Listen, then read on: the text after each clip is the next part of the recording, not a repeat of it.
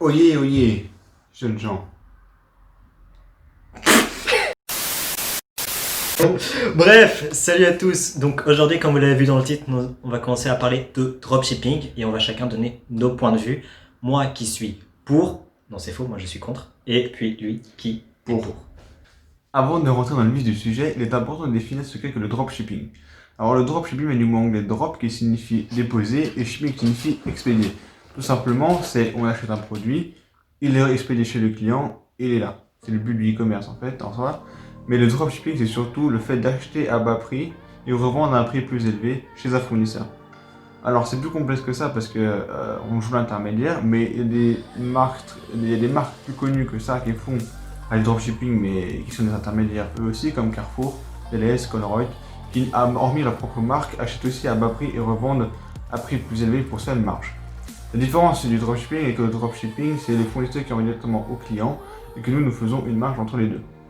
Mais il est important de déterminer, avant de continuer plus loin, que le dropshipping n'est pas uniformément le même partout. Il y a différentes formes de dropshipping, également des arnaques comme des sites qui sont complètement légaux et qui fonctionnent à 100%. De toute façon, Lego reviendra dessus plus dans la vidéo parce qu'il est court, que moi je suis court. Donc je te laisse commencer par tes propos qui sont Donc j'aimerais revenir sur tes propos quand tu parlais des marges, parce que en tant que consommateur, on a l'impression que les marges sont trop élevées comparées au prix d'achat en fait où vous l'avez. On va prendre typiquement le cas d'un dropshipper, on va dire standard, assez classique. Généralement, il va l'acheter sur AliExpress, donc qui est un site chinois, une sorte de grand grossiste où on achète à bas prix. C'est chinois parce que c'est le moins Alibaba. Il n'y a pas que AliExpress pour fournir ça. On en reviendra plus tard dans la vidéo. Et du coup, généralement, les clients ont l'impression d'être pris pour des pigeons une fois qu'ils découvrent que le produit qu'ils ont acheté à 50 € est disponible sur AliExpress pour 5 €. Oui, alors il faut vraiment définir avant de dire ça parce que c'est plus ou moins vrai. Tout le monde ne pense pas que c'est des pigeons. On peut très bien faire une bonne affaire en dropshipping. Laissez-moi vous dire pourquoi. Parce qu'AliExpress c'est comme Amazon. C'est une marketplace où des fournisseurs chinois s'inscrivent sur AliExpress pour présenter leurs produits à des prix chinois. C'est donc moins cher pour nous en Europe. Et en fait, tous les dropshippers, pour commencer, achètent sur AliExpress parce que c'est moins cher pour non seulement tester leur produit, voir si c'est un produit de qualité, ne serait-ce qu'un petit peu, et ensuite ils font des marges en fonction du budget marketing. Si le budget marketing est de 10 € et que le produit coûte 5, ils vont le revendre peut-être à 25 ou 30 €. C'est une marge tout à fait correcte. Alors que des dropshippers qui achètent par contre un produit à 10 centimes et qui le revendent 50 €, là par contre c'est un peu abusé, sans se mentir. Sur ce coup, je suis d'accord avec ce que tu dis, mais le fait de dire que tu les prends pour des pigeons, c'est un peu faux. Parce que quand toi-même tu achètes un produit sur un site que tu ne connais pas forcément, qui est hors qu'Amazon, ça peut très bien être un site de dropshipping aussi sans que tu le saches. Donc ça c'est un peu faux. Ouais, après je fais certainement des généralités, mais donc, je reviens encore sur ce que tu avais dit, que les dropshippers généralement achètent le produit et quand ils le reçoivent, ils le testent. Et ben, on a l'impression que certains dropshippers, ou alors même des vrais influenceurs, ils achètent le produit, je sais même pas s'ils le reçoivent parce que généralement quand tu le reçois, je parle des arnaques ici, quand tu le reçois, la qualité n'est pas présente. Du coup, tu achètes on va dire une montre à 40 € parce qu'elle est en solde alors que normalement elle est valorisée à 100 €, alors que c'est une bête montre qui a coûté 1 € pour AliExpress, quand la qualité n'y est pas là. Alors oui, ça c'est un problème qui est plus récurrent en dropshipping, mais c'est pour ça qu'il existe aussi d'autres alternatives que AliExpress. Parce qu'il faut définir que AliExpress c'est là que tout commence au tout début.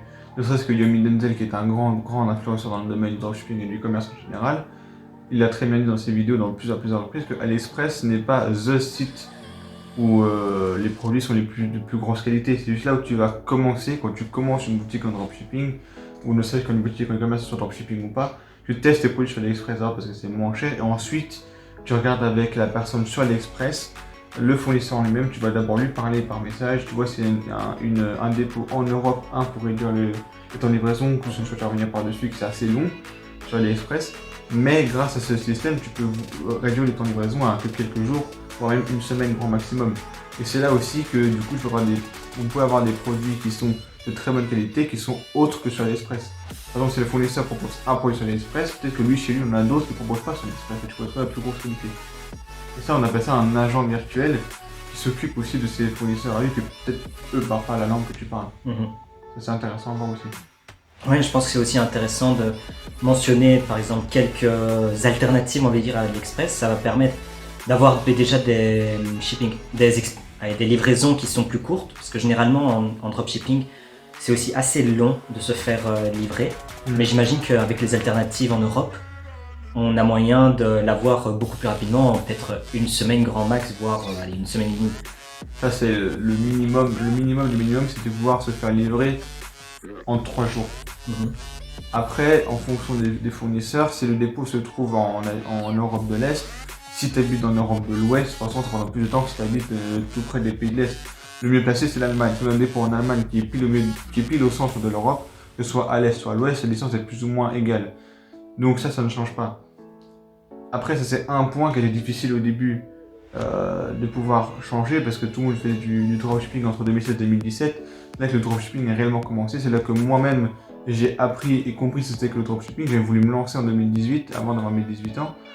Mais je ne me suis jamais lancé. 1, parce que j'avais pas l'argent. 2, parce que j'avais pas 18 ans. Et 3, parce que mes proches disaient que c'était un peu une arnaque ou ça n'allait pas continuer tout ça. Et le problème qui se posait à l'époque aussi, c'était que le dropshipping n'était pas trop connu. Donc le fait de se lancer tout seul en dropshipping et se lancer tout seul dans ce domaine sans connaissance, c'est aussi un peu risqué. Parce qu'on peut perdre beaucoup d'argent dans du marketing alors qu'on ne maîtrise pas forcément aussi. C'est ça un gros point que tu pourrais peut-être soulever plus que des contre, que le marketing joue énormément en dropshipping. Ben voilà, le marketing, aussi quelque chose que l'on déplore, joue peut-être un petit peu trop. Parfois on a l'impression que c'est typiquement de l'achat et revente, et personnellement en tant que vendeur, je ne serais pas excessivement fier d'un produit que je ferais que acheter et revendre. Quand ça passe dans tes mains, quand tu le remanies, que tu rajoutes encore une valeur ajoutée, mais là je trouve que c'est pertinent de passer par un dropshipper parce qu'il transforme un petit peu le produit et ce n'est pas juste de l'achat-revente. Et donc là en plus tu as une fierté en toi que je trouve meilleure. Je sais pas s'il y a un dropshipping qui présente ça. Alors le truc en dropshipping, comme on l'a dit, c'est un produit qu'on achète et qu'on revend. Après, Yomi Denzel, encore une fois, parle d'un certain dropshipping 2.0, il en parle dans plusieurs de ses vidéos, que lui il achète un produit avec le fournisseur, qu'il a pris contact avec le fournisseur, avec ses agents, avec ses associés, et qu'ensuite non seulement il pose sa marque de logo, mais il essaie d'améliorer la qualité au maximum pour le revendre encore plus cher que le produit de base. Et c'est ça en fait, le truc c'est de créer une marque et de créer une valeur ajoutée chez le client, mais c'est pas que ça, c'est tout le service qu'il y a derrière le produit. Parce que c'est bien de vendre un produit, mais si ton service est pourri derrière, ça va pas le faire. Ça s'appelle le SAV, le service après-vente, c'est la base de toute entreprise, de tout produit que tu vends par internet, c'est que le service client, ne serait que l'expérience client qu'il y a derrière est très très importante aussi. Le dropshipping c'est juste vendre en ligne, mais si par exemple, imaginons, si vous achetez par exemple un t-shirt Gucci plutôt qu'un t-shirt d'H&M, alors que ça c'est la même chose, c'est aussi un t-shirt. J'achète un t-shirt Gucci parce que 1, c'est Gucci, c'est une marque, 2, tu as l'expérience client qui va avec, et 3, tu as la valeur ajoutée que c'est une marque de luxe, je peux me le permettre. Alors qu'un t-shirt H&M, tu vas au magasin, tu l'achètes, tu payes, basta, c'est fini. Alors que chez Gucci, tu es accueilli par des gens qui sont bien en costume, le magasin est magnifique, le t-shirt est bien présenté, il y a des lumières, des projecteurs, donc tout ça, ça joue en plus. Après, c'est pas du dropshipping, mais en dropshipping, on peut faire pareil. Par exemple, quand tu dois acheter en ligne, la boutique peut être magnifique, elle peut avoir un certain jeu de couleurs, un jeu de mouvements, avoir un beau design. Un beau design, exactement. Et que lorsque le produit arrive, c'est pas juste un bête plastique avec du carton. C'est une magnifique boîte avec le logo écrit dessus. Lorsque tu ouvres le produit, c'est bien emballé, c'est bien présenté. Tu as même peut-être un mot qui est envoyé avec. J'ai vu que Yomi Denzel l'avait dit dans une de ses vidéos, c'est que lui, dans chacun de ses produits, il envoie un mot pour remercier le client d'avoir acheté le produit, tout ça. Et ça, c'est très très important. C'est ce qui change du dropshipping d'aujourd'hui, du dropshipping il y a 3 ans ou 5 ans. Et même, je pense que ce conseil que tu donnes d'avoir une excellente expérience client ne doit pas se limiter non plus qu'au dropshipping, mais tous les domaines, business. Tout business, on doit avoir une expérience client qui est supérieure à la moyenne. Comme ça, on va pouvoir fidéliser plus facilement. Donc les gens vont revenir chez toi, même s'ils peuvent avoir plus ou moins le même truc, ils n'ont pas la même valeur et du coup avec une meilleure expérience client. Voilà. Je trouve ça peut-être plus éthique, où tu as vraiment un contact avec la personne. Personne. Et que, éthiquement parlant, comme tu le précises peut-être plus tard, que pour toi le dropshipping, éthiquement, c'est pas fameux. Parce que tu fais en sorte que tu forces un peu le client à acheter. Comme tout se joue sur le marketing, il faut que la pub soit attirante. 2, il faut que le client ait envie d'acheter. 3, il faut que le prix soit correct par rapport au produit. Ouais, Si tu vends des chaussettes, tu vas pas les vendre à 100 €. Ça s'appelle Gucci. Mais quand même, tu vas pas les vendre à 100 balles quoi. C'est ça aussi qu'il faut faire attention. On peut vendre à 100 balles, mais tu as intérêt d'avoir une grosse valeur ajoutée et une excellente expérience client sur le coup. Sur le coup, ouais, mais de toute façon, comme on dit, comme on dit, non, mais la plupart des gens à qui je parle qui sont entrepreneurs, qui ont une entreprise, disent très clairement que même les motivateurs sur YouTube ou les entrepreneurs sur YouTube le disent, c'est qu'on peut vendre n'importe quoi à n'importe quel prix à n'importe qui. Il suffit juste de vendre à la bonne personne, avec les bons mots, avec le bon message. Tu peux très bien vendre des chaussettes à 1000 €. Si la personne est prête à payer 1000 € pour des chaussettes parce qu'il y a tel ou tel message qui est passé, tu peux tout vendre à n'importe quel prix, à n'importe qui a les moyens évidemment. Tu peux très bien vendre des croquettes à 100 balles ou des barres de céréales à 1000 €. Si c'est quelque chose en plus, une telle valeur ajoutée, que la personne est prête à payer ce prix. Pourquoi si tu paierais une Ferrari à 300 000 € plutôt qu'une même à 50 000? 1, parce que c'est Ferrari. 2, tu as l'expérience qui va avec. 3, c'est assez rare d'en avoir une. Et 4, ça coûte assez cher. Mais tu roules en Ferrari parce que tu es content d'en avoir une. Tu as l'expérience qui va avec. Bah en France, ça peut pareil, pour n'importe quoi. C'est aussi une voiture, c'est aussi 4 roues, ça roule aussi. Ça a aussi un moteur presque identique. Je veux dire, c'est pas pareil. Quoi. La qualité est supérieure. Les finitions sont supérieures. Et puis il y a la marque que les gens sont fiers en fait de porter. Donc Ferrari, on va dire, est fier de son produit. Là où ce que je déplore aussi aux arnaqueurs que je disais, c'est que généralement, t'es pas fier de vendre de la merde quoi. Enfin, personnellement, moi je serais pas fier de me dire yes, il a payé 100 € pour un truc qui va se casser dans 2 jours. Enfin, non. Personnellement, après, moi. Ça, c'est pas des bons dropshippers non plus. Ça, c'est juste des gens qui profitent de ce système pour se faire de la thune. Ce qui n'est pas vraiment très éthique. Je suis vraiment contre ce que tu dis aussi.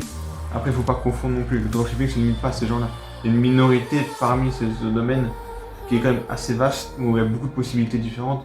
Par exemple, Emi Denzel, qui est un des plus grands dropshippers, comme on l'a dit précédemment, ne fait pas ce genre de choses forcément. Après, je ne le connais pas personnellement, je ne connais pas ses business, mais d'après ce qu'il perçoit dans ses vidéos, c'est pas une personne qui va arnaquer les gens en les faisant payer des prix incommensurables.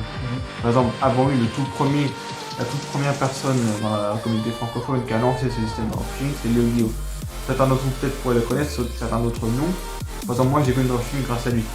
Aujourd'hui, il a disparu de YouTube parce que les gens le critiquaient, que ses formations n'étaient pas assez bonnes, il était trop abstrait parce qu'il ne faisait pas attention, ses résultats ne collaient pas. C'est une minorité de personnes qui a sali un peu le dropshipping, non pas à cause de lui, mais parce qu'elles n'ont pas réussi, elles, à vendre aussi bien que lui. Tout est une question de savoir vendre. C'est ça aussi, c'est n'importe quel business. Si tu sais pas vendre, tu peux pas faire de résultats, c'est logique. Le dropshipping est juste un business model parmi des centaines. Bah, je pense qu'on a un peu fait le tour. Hein. Bah écoute, voilà, moi je pense que j'ai pas d'autres, on va dire, coup de gueule contre le dropshipping. Et puis je sais pas si toi t'as d'autres... Non, mais avant qu'on se quitte, il est important de dire que ça c'est une opinion personnelle, c'est un point de vue de nous deux. Moi j'étais plutôt pour, je suis même prêt à lancer un dropshipping, lui pas. Pas trop, peut-être non mieux, mais... Un petit peu, mais voilà, c'est avec des précautions. Exactement, apprendre à des pincettes quoi. Cette vidéo maintenant touche à sa fin, on espère que ça vous a fait réfléchir un petit peu, ça vous a donné votre propre opinion aussi. Comme ce qu'on vous a dit, on a fait nos recherches sur YouTube, lui a fait ses recherches sur internet, moi je sais tout dire ce que je disais. Il faut savoir avant de nous quitter que c'est notre propre opinion à tous les deux. Ce n'est pas une généralité, hein, c'est ce que nous on pense du dropshipping. Maintenant, tout ce qui voit, ça fasse les passer à l'action si ça vous intéresse. Commencez par business, n'est pas d'argent. Avec 500, entre 500 000 euros, vous pouvez commencer un business en dropshipping. C'est un début dans le milieu de l'entrepreneuriat. Après, il y a tellement de possibilités le business en ligne, les formations, l'immobilier et tout ce qui en suit. La prochaine vidéo sera sûrement sur un autre thème, je ne sais pas encore quoi, on verra bien. Toujours sur le fait d'être entrepreneur avec un salaire, avec un budget qui est limité. Donc peut-être que la prochaine vidéo sera sur quel business on peut lancer avec un budget limité. Ouais, pourquoi pas. Voilà. Ça- Ce sera la thème de la prochaine vidéo. Si n'oubliez pas d'ici là. Sur ce, on vous souhaite une agréable fin de soirée, fin de journée, un bon fin de bain, ce que vous voulez. Et on se souhaite. Quoi? Ouais, c'était dans le bain, on sait pas. Ok. Une bonne douche alors. Une bonne douche, hein. Et puis, abonnez-vous, lâchez un like. Une bonne brosse. Bref, n'oubliez pas éventuellement de nous dire votre opinion sur le dropshipping. Et n'oubliez pas aussi que ce n'est absolument pas exhaustif. Hein. On a certainement oublié des trucs, par exemple du côté légal qu'on a pu zapper, ou même... Même l'effet des douanes. Hein. Voilà. Donc n'hésitez pas à nous dire votre opinion, est-ce que vous connaissiez ou pas le projet, et puis laissez un like Abonnez-vous. et abonnez-vous. On vous aime les gens. Bisous. Bisous.